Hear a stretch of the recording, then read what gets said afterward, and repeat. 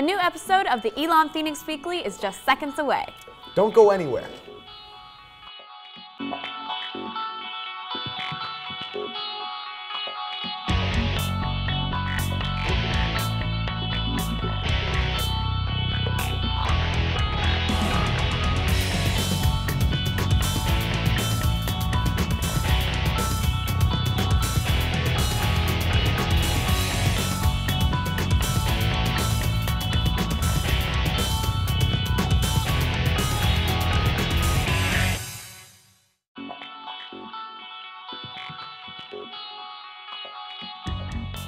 Welcome and thanks for joining us this morning here on the Elon Phoenix Weekly.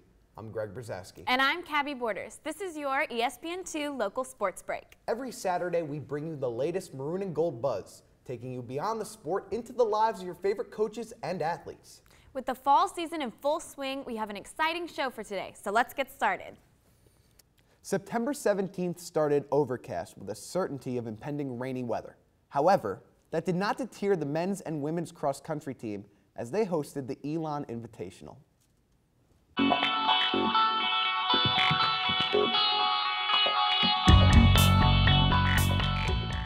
It was cold, wet, and overcast for the third annual Elon Invitational, but the weather did not stop the Phoenix from giving it their all at the only home cross-country meet of the season.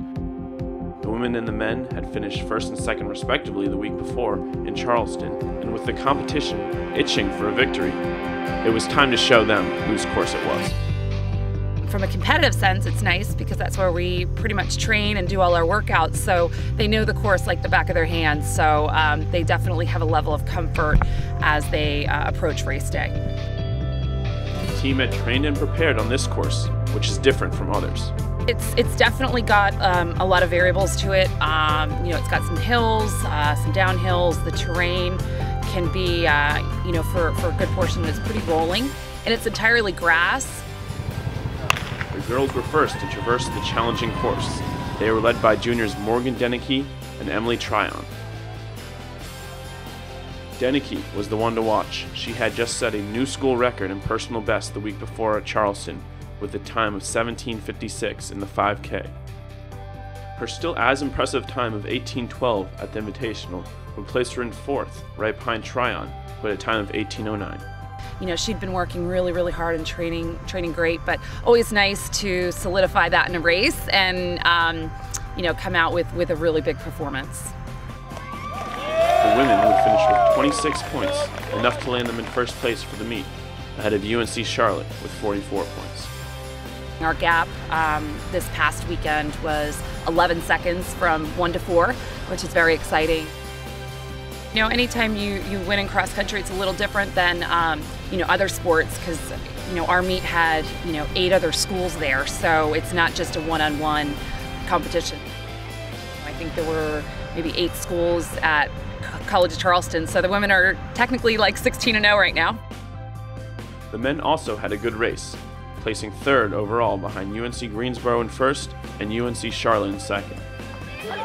They were led by first-year student Luis Vargas, who had already proved himself to be a strong component of the team. Vargas unfortunately had to drop out of the race due to a pre-existing injury. First meet at Charleston, we were led by freshman Luis Vargas. Unfortunately, in our home meet this past weekend, he rolled his ankle and we kind of pulled him from the race. He's fine now. He was able to run today, but a little bit of a scare, and we just erred on the side of caution, had him pull out of the race, but he's doing great. Senior captain Connor O'Brien led the Phoenix through the finish line with a 9th place time of 26 minutes even. Sophomore Ben Parent and senior Clay Sankey were close behind, finishing in 26:07 and 26:11 for 13th and 14th place respectively. Both teams are looking to continue their early season success in the coming meets leading up to the SoCon Championship meet back in Charleston. The season really goes quickly, and I always have to remind the team of, it seems like it's further away than it really is. Only 2 more meets, and then we're at the conference meet. So I'm going to keep it rolling.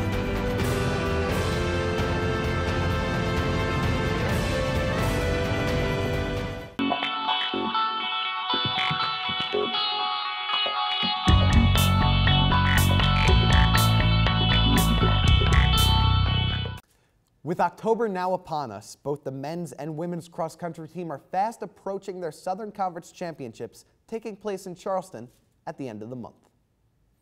October 2nd marked a historic day for Elon University. In collaboration with Little Pink Houses of Hope and the Zeta Tau Alpha sorority, the athletics department organized a Day of Pink in efforts to raise breast cancer awareness with their first ever Pink Out.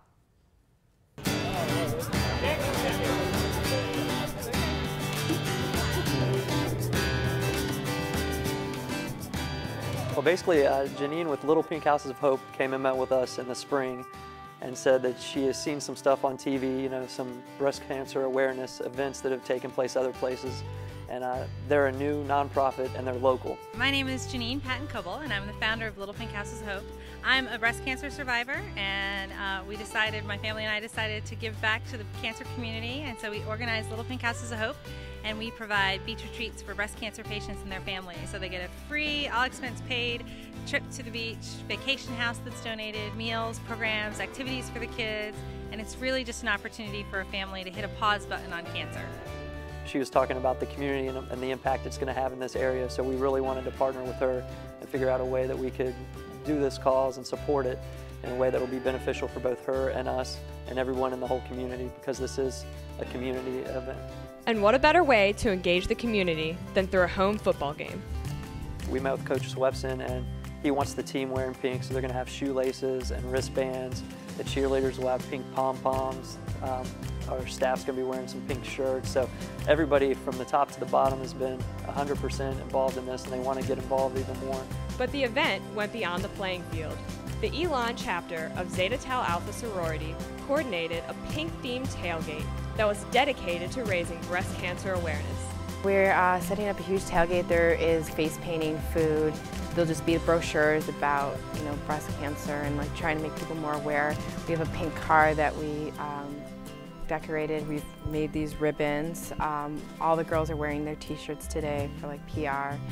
And then Elon Athletics is taken care of. They were the ones that, you know, ordered the t-shirts. They're the ones providing the pom-poms and the pink bands for the football players. So they took care of all the football aspects. We're taking care of all the tailgate aspects. So it's not just athletics doing it. It's athletics, the university, the students. It's everybody coming together for a great cause. Really, I'd love to say we did a lot, but really the Zeta sorority did a tremendous amount, and so did the athletic department. So it's been easy for our organization to just kind of step in and help with the cause, but they've really been doing a lot of the logistical work. So we've been really lucky and really blessed. The strength of their collaboration ultimately led to a great turnout. I'm really excited just to see all the pink. You know, usually when you walk into an Elon football game, it's maroon. Saturday, it'll just be like a sea of pink. You know, I think anytime you have an event like this in the community, it's so neat to see the tremendous output and kind of the ripple effect that you see throughout the day of people getting excited and participating, and to see all the students. I drove through campus yesterday and they pre-sold t-shirts, and I about cried seeing all the kids in the pink t-shirts. Just going from the idea of something that was an idea in Starbucks 6 months ago to today. So it really warms my heart to see it all coming together.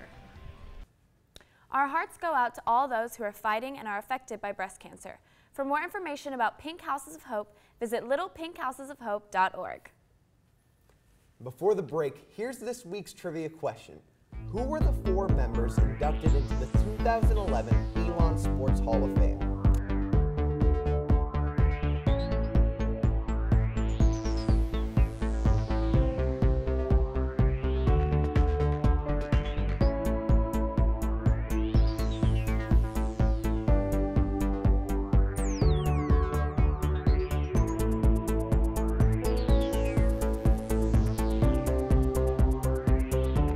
Answer to that question coming up. Plus, a junior forward on the men's soccer team who faces his fall season with new pressures. And 2 freshman volleyball players who are not only sisters, but also twins. These stories and more when we return. One of the things that I believe in my heart is that the world needs Elon graduates.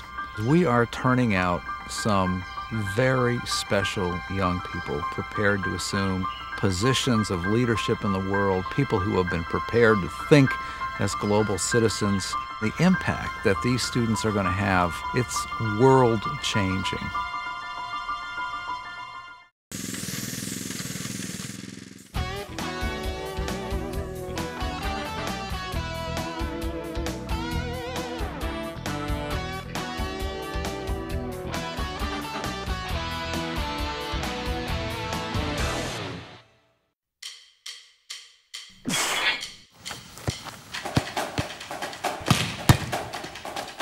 There are currently over 350 Elon student athletes competing in 16 NCAA Division I sports.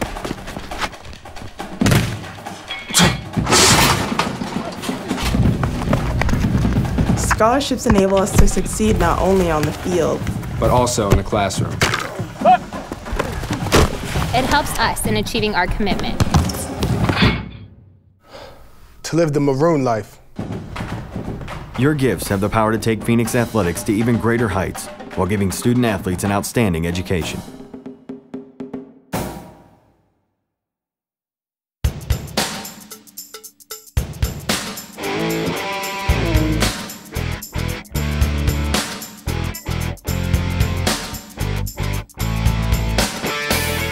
Live the maroon life and support the Phoenix as men's soccer takes on Georgia Southern October 21st at 6 p.m. and as Elon football takes on Chattanooga October 22nd at 3 p.m. For more information or to purchase tickets, head to elonphoenix.com.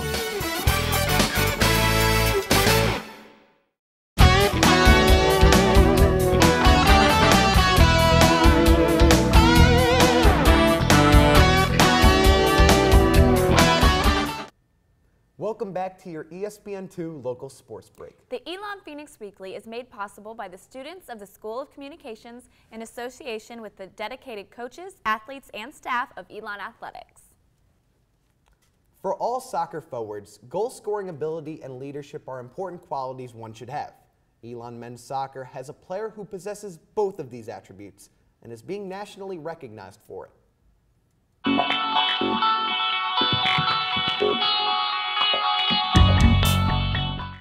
Throughout his time at Elon, forward Chris Thomas has become a valuable asset to the men's soccer team, showing leadership qualities both on and off the field.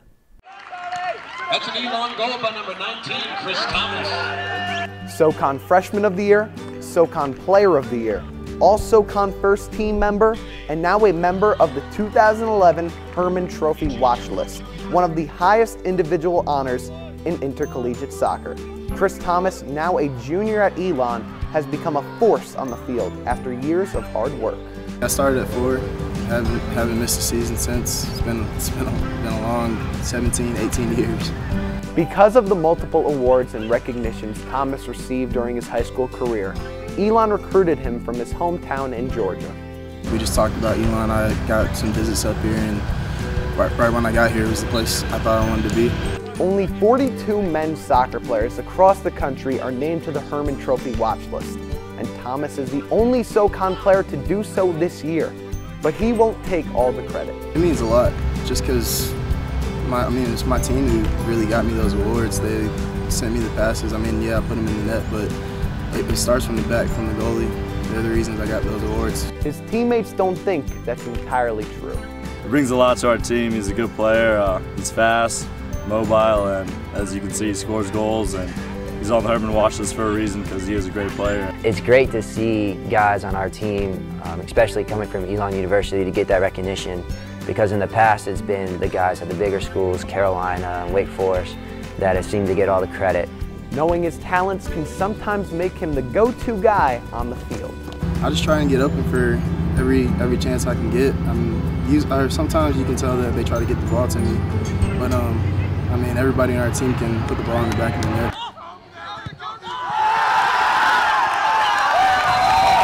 While being on a prestigious watch list may put pressure on some athletes, Thomas says he doesn't even notice the attention. It doesn't really faze me. I like to just do my own thing everywhere I go. I don't really notice it, really. You can call me oblivious. This groundedness makes Thomas a fun person to be around, according to his teammates. Off the field, they see a different side to this competitor. He's a good guy. I've known him for a while. He actually was with me on his recruiting visit. He's a little shy at first, but once you talk to him, you know, he gets out of his shell. He's goofing around, he's just having a good time, and just a great personality, laid back, and you can really open up to him. I've always been a player that plays best when I'm having a good time, and my teammates are always there for me on and off the field. They're the reason I have a good time at this school. I hang out with them 24/7 every day. They make me laugh. We make each other laugh. We always have a good time.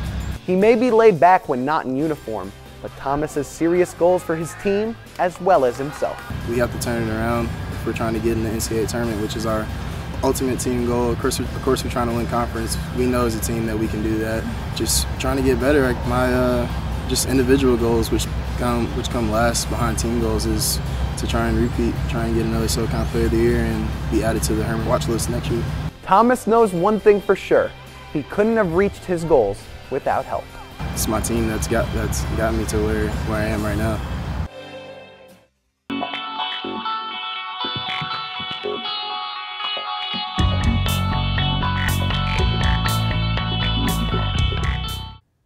We will no doubt be keeping our eyes on Thomas as he and the soccer team continue through their season. Each year, the Phoenix volleyball team welcomes new players to the court. Two recent additions to the team, Danielle and Chanel Smith, have the Phoenix faithful seeing double.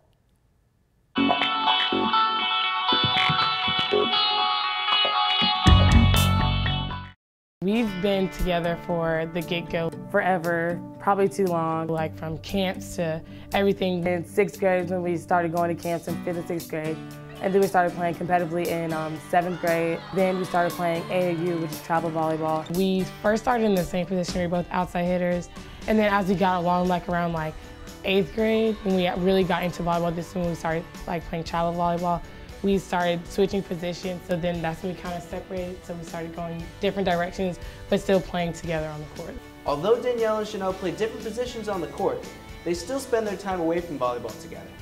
They can't imagine their lives without one another and came to Elon looking to keep that bond intact.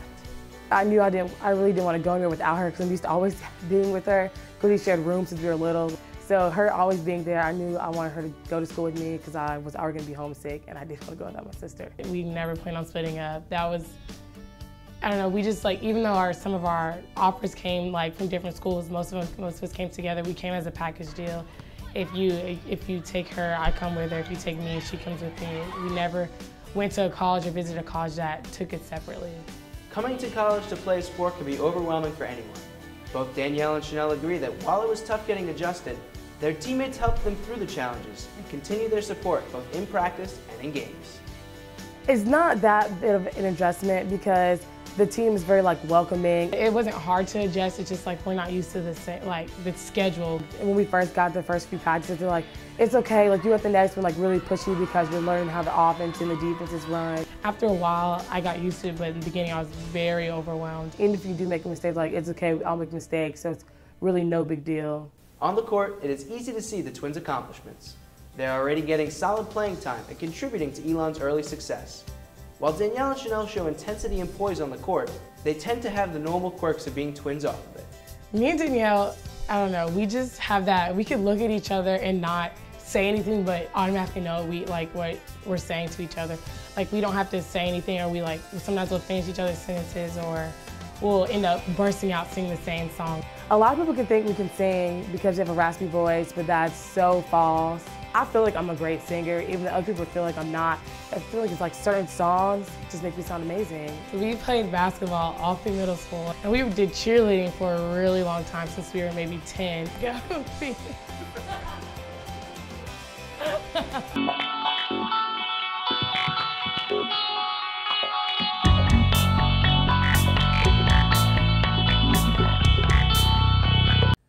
The twins have already brought great ability and dynamic to the team, with Chanel claiming SoCon Player of the Week honors this past August. Earlier, we asked you who are the 4 members inducted into the 2011 Elon Sports Hall of Fame.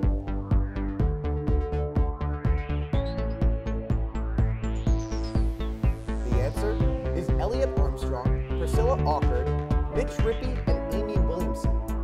They were the 41st class inducted into the Elon Sports Hall of Fame and were recognized at the September 10th football game against Concord. Next week, we will be having a special Hall of Fame edition of the show, featuring others like Armstrong, Awkward, Rippey, and Williamson. Be sure to tune in. It's going to be a great show. When we come back, we'll give you a glimpse into more Elon athletics history, plus all the buzz around wide receiver Aaron Mellette and his achievements this season. See you after the break.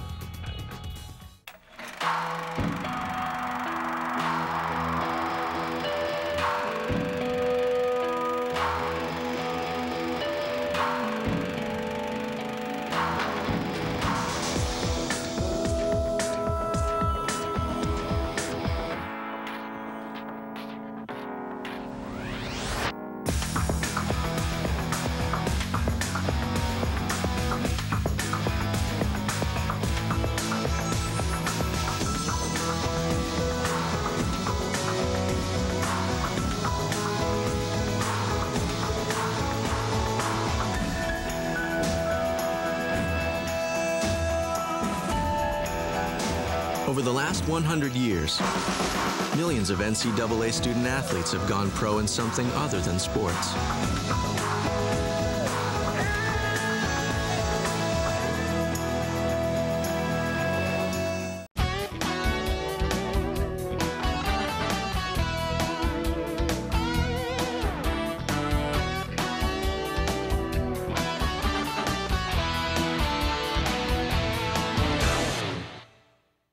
What is living the maroon life? It's more than just the hustle and the sweat. It's more than just the pain and the frustration. It's more than just the triumph and the glory. The maroon life is you. Yes, you. You, the athlete, striving to be at your best day in and day out. You, the alumni who have been in the stands supporting Elon for years. You, the fans who stream into games hours before kickoff. And you, the little ones who will be the next generation of Phoenix fans. You are what drives Elon Athletics, and you are the reason we do what we do.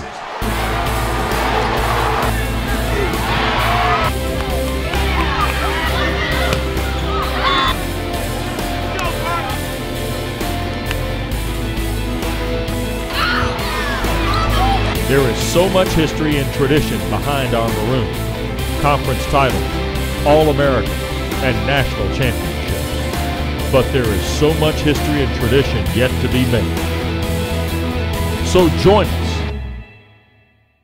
Live the maroon life.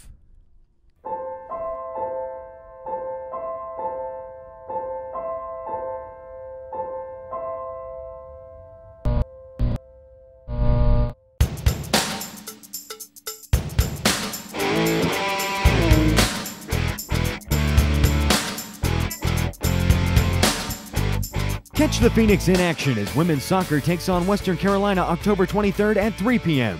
and women's volleyball takes on Sanford November 4th at 7 p.m. Stay up to date on all things Elon Athletics by logging on to elonphoenix.com or by following us on Facebook and Twitter.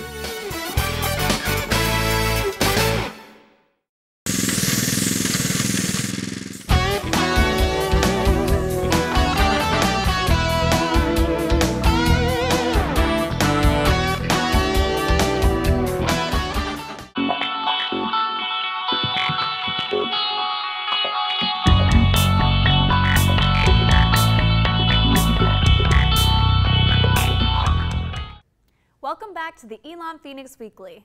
Here on the show, we get the opportunity to cover Elon Phoenix history as it's happening, a rich history that dates back over a century.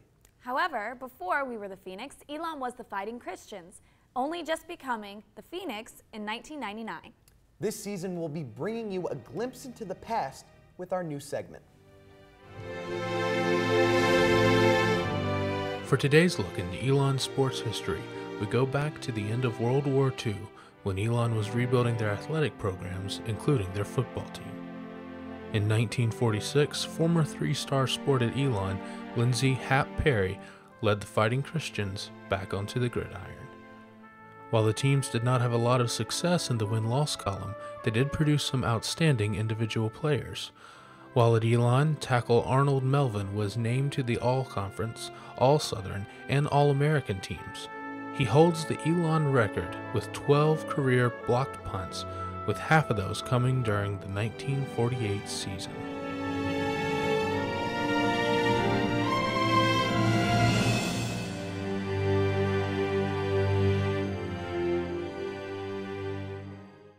More recently, Elon Athletics history has been extremely rich for one position on the football team, the wide receiver. Scarlett Fakar got the chance to sit down with Elon All-American Aaron Mellette and one of his teammates to learn more about what makes the Phoenix number 3 tick.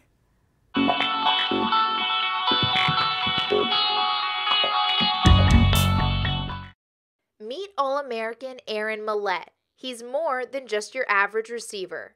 He's a funny guy. He's a very outgoing guy. He likes to crack jokes on players, on coaches, on just about everybody. But he's a good outgoing guy. He's a great person, outstanding athlete on the field. But off the field, he's a good person. He's got great athletic ability. He's got great size. He's got great hands. He's got great. I mean, he's got a little bit of everything to him. But his ability to go get the ball when it's up in the air with defenders around him is one of his best attributes. But it's not just his physical ability that makes him so valuable. It's the fact that he always performs in clutch situations. It's huge. It really is.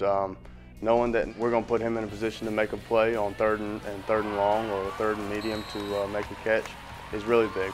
We put him in a position to make plays, and when he's in a position and he has the ability to make the play, he's going to, more times than not, and make that play. The fact that he is given so many opportunities has him thinking big this year. I like to cross the 1,000-yard receiving mark again. I mean, that was something pretty cool. And he's off to a great start, having already won 2 National Wide Receiver of the Week awards. But Aaron knows he needs to be more than just a target. I'm trying to be more vocal this year. I mean, most of the guys on the team know I'm not a vocal guy. I like to just lead by actions or just stay quiet and not take much of a leadership role. But this year, I feel like with the younger receivers that we have to count on, I have to be more vocal and help them progress throughout the season. We have a lot of good receivers around him, and that kind of helps him because the defense is not just focused on him. They're focused on everybody. I mean, they have attention on him because he's one of the better receivers. But having receivers around him really helps him out a lot too. The other receivers out there running routes to get me open as if I was to get them open, and our O-line's blocking, and Thomas is just luckily to find me. His early success has been drawing comparisons to Elon's legendary wide receiver, Terrell Hudgens. That's a great comparison. I mean, the things he did, I mean, I'm not going to be able to reach those more than likely. I mean, but it's cool just to be compared to one of the greatest receivers to ever come through here and to play college football. I mean, it's an honor, and I just hope the comparisons continue. So he's heading in the right direction. He's putting up good numbers, and putting up great numbers, I should say. And if he keeps it up, we're going to be able to win a lot of football games, and that's the plan. Through the first 5 games, the Phoenix stand at 3-2, with Aaron having amassed nearly 700 yards and 5 touchdowns. We hope the success continues. For the Elon Phoenix Weekly, I'm Scarlett Fakar.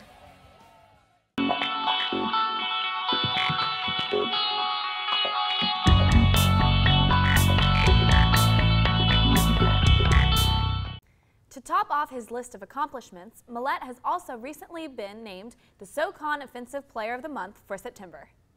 Well, that's our show for today. If you missed anything or want to watch again, be sure to check us out on YouTube at youtube.com/Elon Phoenix Weekly. Also, be sure to visit elonphoenix.com, your #1 source for all the Elon buzz. On behalf of our producers and crew here at the show, we hope you have a lovely weekend. And again, join us next Saturday morning at 8:30 for a special Hall of Fame edition of our show, here on your ESPN2 Local Sports Break. For Elon Phoenix Weekly, I'm Cabby Borders. And I'm Greg Brzezowski. Thanks for watching.